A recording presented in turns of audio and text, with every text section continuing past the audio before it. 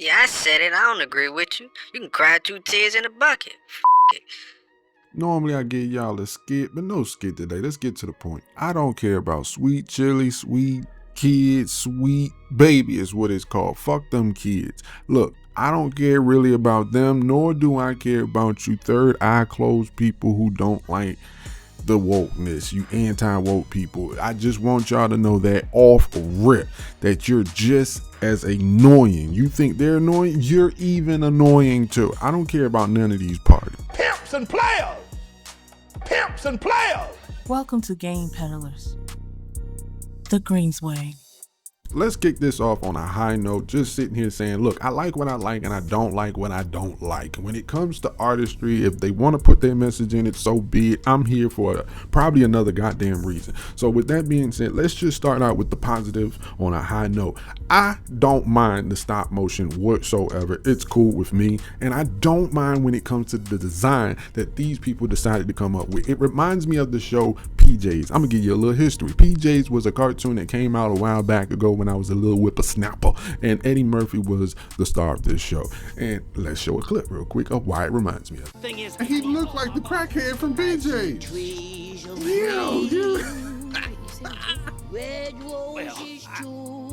I ain't tired of seeing them bloom, but they bite and they clump up my places of old pain. And I think to myself, put them in the bottom, put that bottle in the bottom tree. What a wonderful you could cure the pain.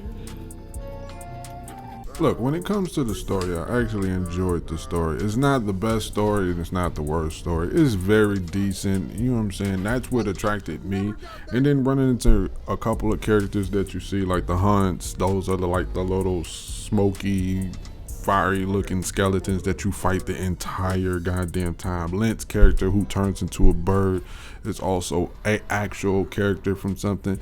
And fucking Huggy Molly, she just reminds me of Nazi, the spider, the West African god. That's what it reminds me of, that one, Hugging Molly. But even though the way they did this is they take a lot from other games, other folklores, and they mix them up and put their own little twist into it. I'm not going to tell you exactly which characters are from real folklores and whatever like that. If you want to get into that, get into it. The story is just good enough without even knowing if these characters are actual folklores. I'm just saying what reminds me of the folklores. But with that being said, the story alone it's not going to be for everybody. It's not going to be for everybody. The story can get very dark. It's not as happy-go-lucky as you think it is. Now, let's get down to the part where it starts getting a little bad for this game. Look, the negative part for me was when I seen this the first time, I thought there was going to be this big adventurous game with a nice little fighting combats to it. And I guess I psyched myself out for what I seen from the little trailer. It is what it is. But I found out that this was a platformer 2 days before I started playing it, and I almost didn't play this damn game because of that. It's not that I hate platformers, it's just not something that I'm into at this time in my life, as old as I am. The last platform I played was Crash Bandicoot back in PlayStation 2, but I played it anyway, and it started off good. The first couple of levels, you're sitting there trying to learn the abilities. She keeps learning new things, so it keeps you intrigued into playing the actual platformer ways. Now, as you go, it becomes repetitive, and you're going to hear repetitive a lot because a lot of the times the platforming is not even challenging with the puzzles that it tries to throw at you. This game was made on straight easy street. That's all this is. It's not difficult whatsoever. So with that aspect of the platform, at least have some dope puzzles to figure out and jump around, and then you figure them out real quick. And like you get these upgrades. Now, when it comes down to the upgrades for fighting, it's these clouds, fluffers, fluffies, whatever she wants to call these things. They're clouds, and you get them. They look like little sparks of electricity in them. You get them, and they give you points, so that way you can upgrade your skill tree for combat. I have to take a deep breath and pause. The combat in this game. At first, you think, okay, whatever, it's going to be a little. It's basic now. You're hoping that it gets better. I mean, you upgrade the skill tree, and you realize not really. The attacks, you're gonna find yourself just doing the double jump, slam down. It freezes the enemies, the hunts, And then there's a couple hunts in this game. You're gonna see them over and over because this game is repetitive.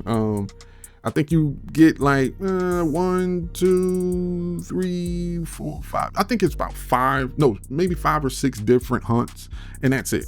And you just keep fighting them about 3 to 5 times in each area that you're in. And then you'll go, after you finish this area, you go back to platforming, running away from this dark cloud. I really don't want to say the name of the character because if you haven't played it, then I'm spoiling it for you. I'm not going to say it. But any goddamn way, you're supposed to run everything that you learn throughout each chapter or whatever. It starts adding that all into this progress to make this very fucking repetitive. So as you're going through a chapter, you learn that, hey, she can platform like this, and then she adds another way in platforming. And then as you get your skill tree, you see another enemy, different type of enemy, but it ain't that many, so don't get too excited about that. Remember what I said earlier, it's not many enemies, and they do the exact same attack over and over and over. It becomes annoying. You don't even want to look for the fluffles after a while, the clouds that gives you your skill tree. And guess what? You really don't need, once you unlocked everything, to be honest, you don't need to don't beat yourself in the head. You don't really need to upgrade all these all the way because, like I said, the hunts fight the exact same way. They do the exact same thing over and over again. It is repetitive and it throws you off because, like I said, the story, if you can get into the story is decent. But the fighting, platforming, it's annoying. They take things from other games and you'll start seeing little things from other games that you're going to recognize. You're going to just see it and you're like, oh yeah, this game did this and this game. For instance, she runs into her little buddy. It's actually a skill that you're going to get. I think she called it Crockett or something like that. Kermit, Crockett, something. It's an ugly ass fucking teddy bear, dog, whatever the hell she created. That's what it is, and you get to control this thing to go inside caves and little holes. That comes straight from out of Banjo-Kazooie. Matter of fact, they start playing the banjo. If you listen to the music, it's straight from Banjo-Kazooie. If you know anything about that back in the 64 days, it is what it is. All right, so with that being said, it is very repetitive. There's 14 goddamn levels of repetitiveness. Repetitiveness. I guess I said that right. Whatever. That's all this is. It became to a point where I realized that I don't need to upgrade my skill tree. I just stopped looking around for the little clouds to upgrade shit. Didn't care no more. The enemies are the exact same.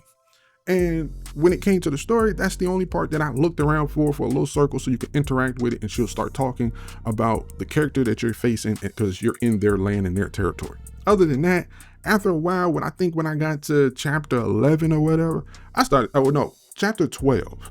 That's when I start skipping some of them shits. If I see it and I click it. If I didn't, oh well, I ain't looking for it. I'm ready to get over this because the way it goes is platform while fighting these little hunts.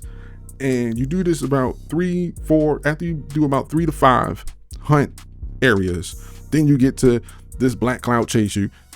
Then you go to the story again, or you might fight a boss. The boss fights, cool. I wish there was more. I didn't mind the boss fights at all. They should have had more of that in there than these damn hunts, but they didn't. It is what it is. Now, this is the spoiler alert. This is the part that I don't like. So if you haven't looked at this game or played this game, this is the spoiler alert. You might want to just, that's the end of the video for y'all. Be easy. There ain't much else to fucking talk about. The part at the end where you fight Kushma, the dark cloud. The dark fucking cloud. Technically, you've been fighting him the entire game because the hunts it's Kushma. And you get to fight Kushma at the end. All the hunts that you've been sitting here fighting since this game started. That is so fucking repetitive and lazy as fuck that the main fight was the most boring fucking fight.